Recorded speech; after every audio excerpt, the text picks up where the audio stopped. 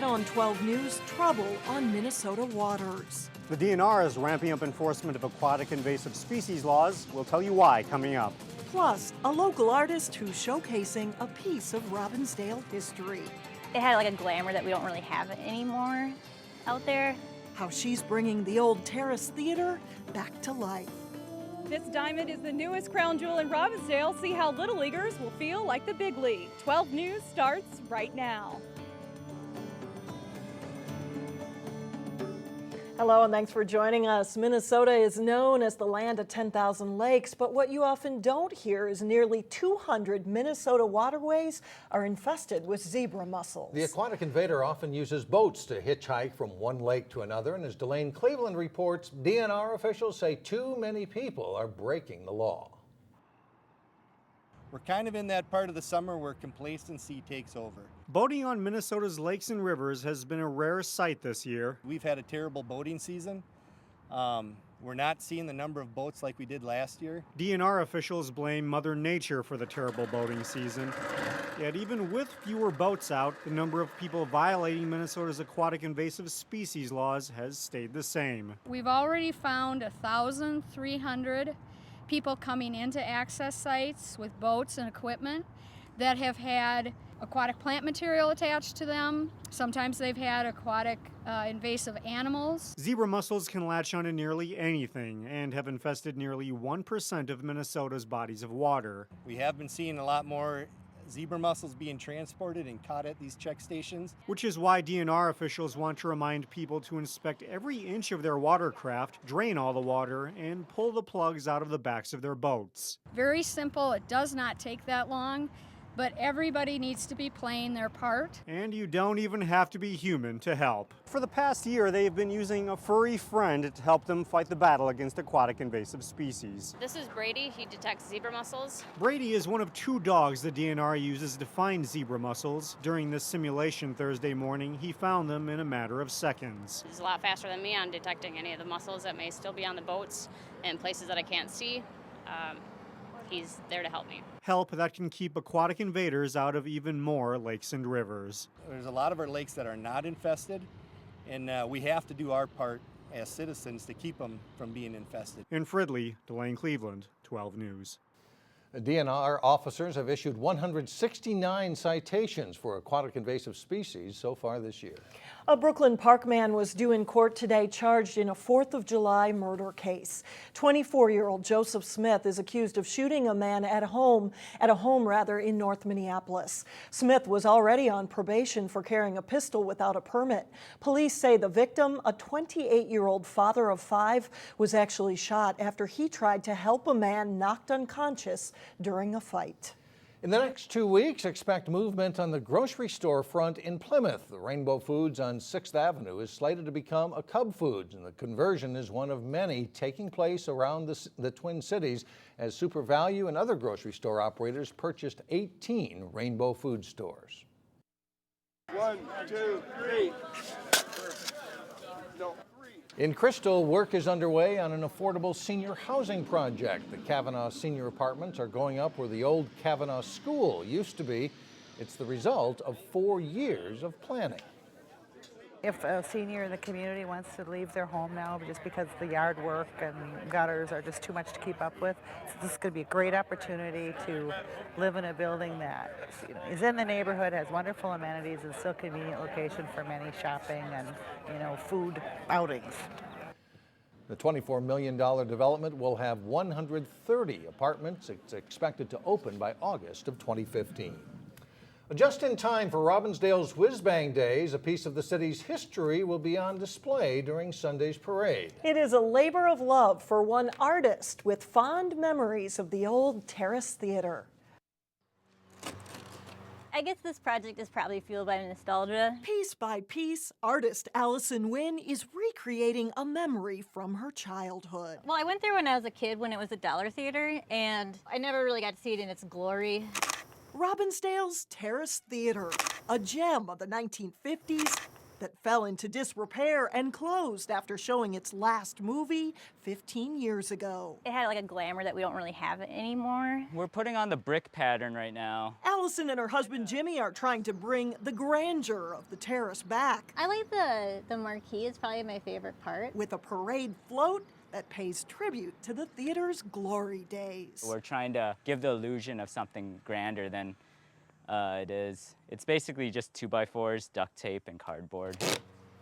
With duct tape and cardboard, paint, and ping pong balls, this project is a labor of love. It's been a ton of work building something like this. With cooperation from the Preservation Alliance of Minnesota, Allison has spent hundreds of hours planning the float, even setting up a Facebook page, Terrace 2.0, to fuel excitement and allow people to share memories. I think a lot of people have just kind of forgotten about it. It's been boarded up for 15 years, and I think people have just kind of forgotten what it looked like. When the float debuts this weekend during Robbinsdale's Whiz Bang Days, Allison hopes her love of Robbinsdale nostalgia sparks renewed interest in a treasure of the past. It would be cool if people like walked away from it thinking, oh, the Terrace is pretty sweet. We should really preserve it.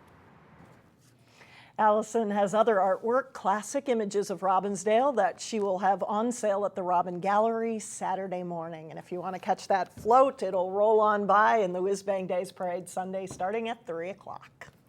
Still ahead, we are live at Robbinsdale's Field of Dreams come true. Then later in sports, get ready for the 34th annual Hamel Rodeo. But first, Friday looks like the wettest day in sight. There's a chance for thunderstorms.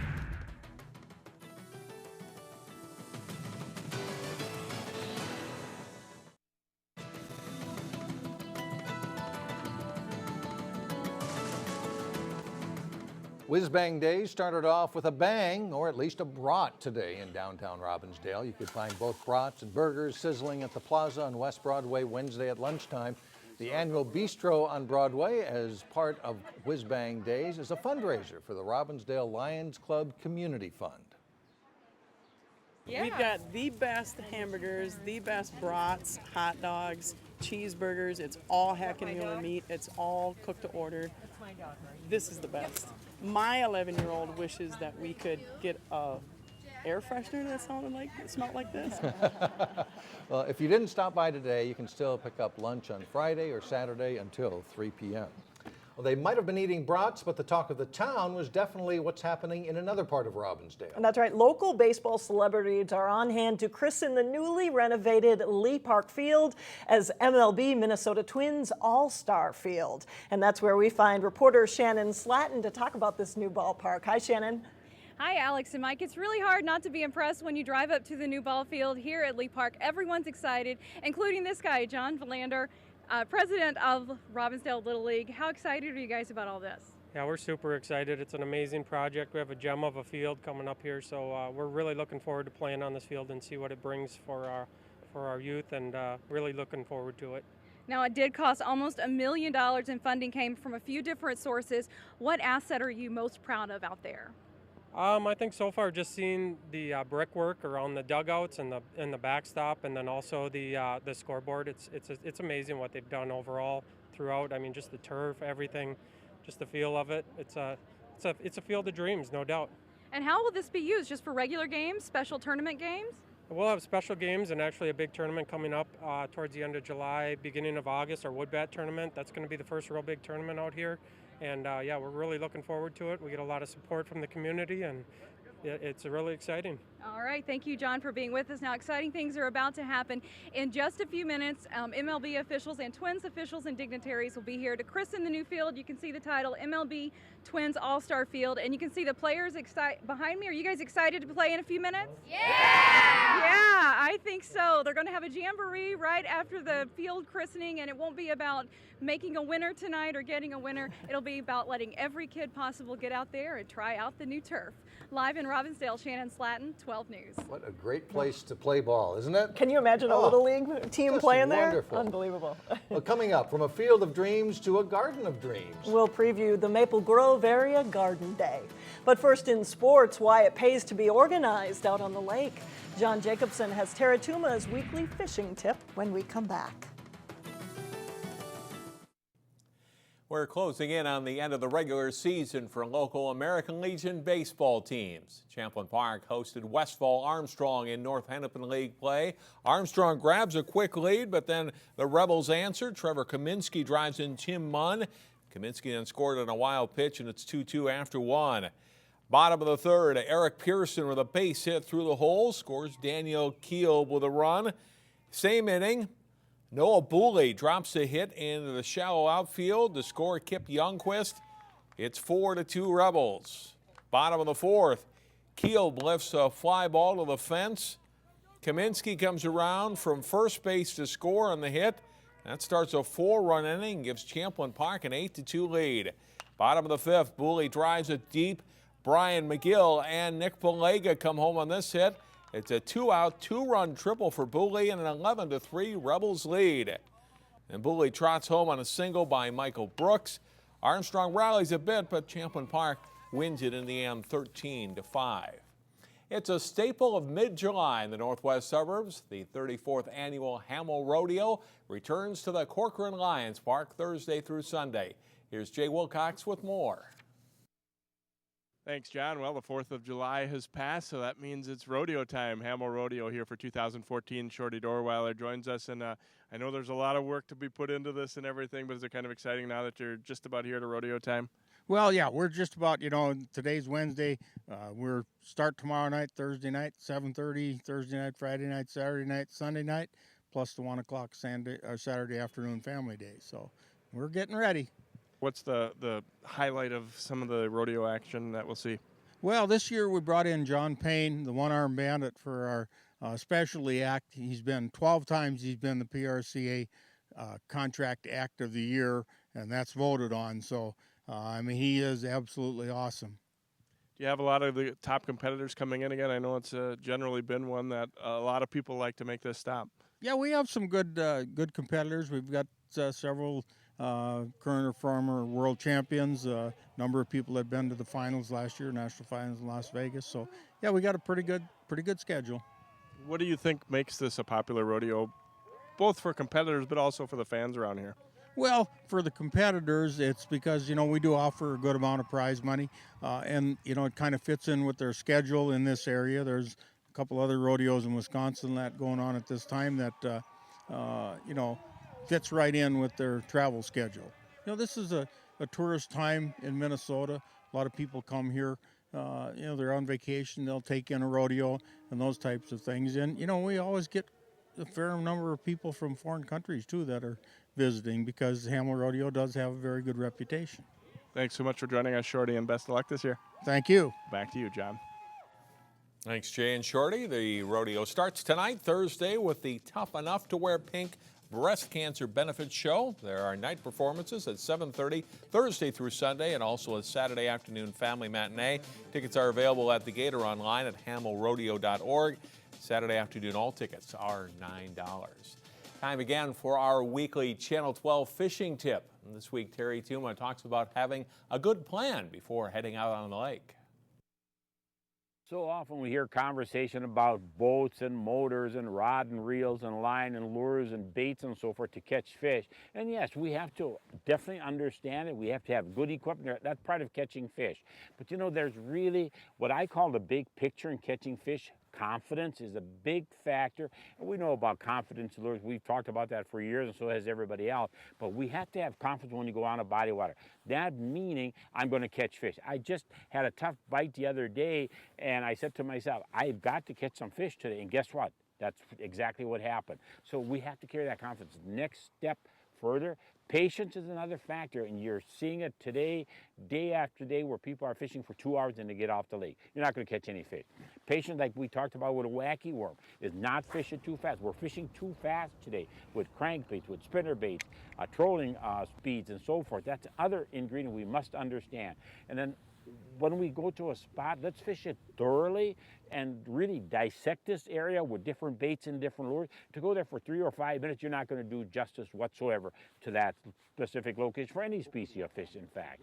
And then 2 is try new lures when the fish are going. Not when they're not going, but you're not gaining anything. Whenever you go out, always try to learn something every time and then take all that knowledge and put it forward in helping us catch more fish. Give it a try. Let's change and let's try to address this big picture. Guaranteed you are going to catch more fish. Thanks, Terry, and nice little bass. That's it for Good sports. catch. Thanks, John. We'll be right back.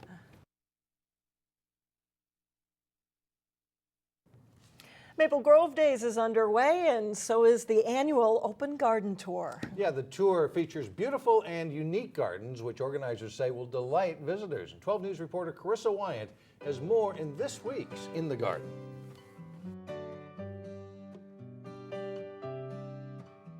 The community expects it. It's part of Maple Grove Days. It's something that people look forward to. Jennifer Ebling helped organize this year's Maple Grove Area Open Garden Day. We have 3 gardens and 1 nursery that are part of the garden tour, and this year I would say that a word that describes the garden tour would be fun. Beautiful plants, flowers, and other gardening features will be front and center on the tour. Some of the gardens are extremely elaborate. It's more than a hobby for some of the gardeners.